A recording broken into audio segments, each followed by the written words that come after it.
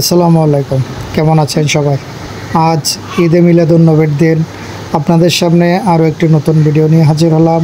চলুন সম্পূর্ণ ভিডিওটি দেখা যাক। বন্ধুরা, আবারও চলে এসেছে মুসলিম উম্মার জন্য আনন্দ ও বরকতময় দিন ঈদে মিলাদুন্নবী।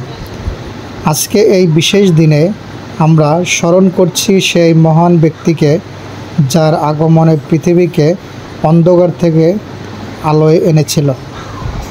হজরত মুহাম্মদ সাল্লাল্লাহু সাল্লাম 570 খ্রিস্টাব্দে মক্কায় পবিত্র ভূমিতে জন্মগ্রহণ করেন। তার আগমনে মানবজাতি পেল ন্যায়, শান্তি আর সত্যের আলো।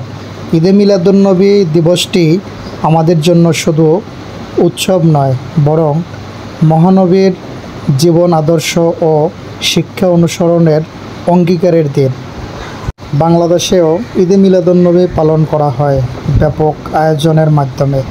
রাজধানীসহ সারা দেশে হয় জশ্নে জুলুস, ধর্মীয় আলোচনা ও কোরআন তেলাওয়াত। মসজিদগুলোতে বিশেষ দোয়া মাহফিলের আয়োজন করা হয়, যেখানে দোয়া করা হয় শান্তি, সমৃদ্ধি ও রহমতের জন্য।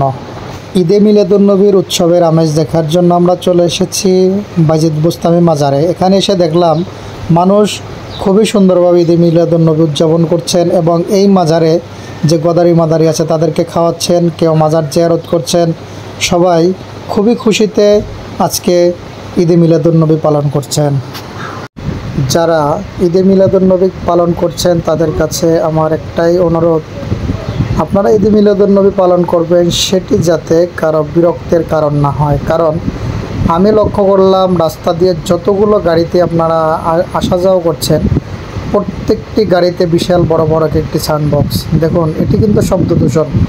আপনি ধর্মীয়ভাবে ধর্ম পালন করবেন আল্লাহর রাসূলকে সন্তুষ্ট করার জন্য, কিন্তু এখানে যদি কারো বিরক্তের কারণ হয় সেটি খুবই দুঃখের বিষয়।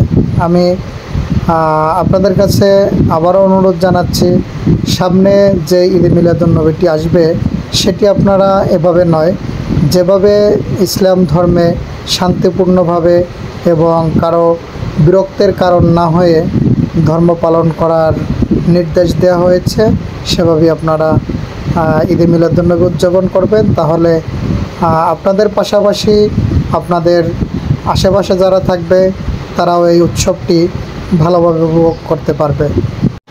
ঈদে মিলাদুন্নবীর প্রকৃত শিক্ষা হলো মানবতার সেবা, সত্যের অনুসরণ আর শান্তির বার্তা ছড়িয়ে দেওয়া।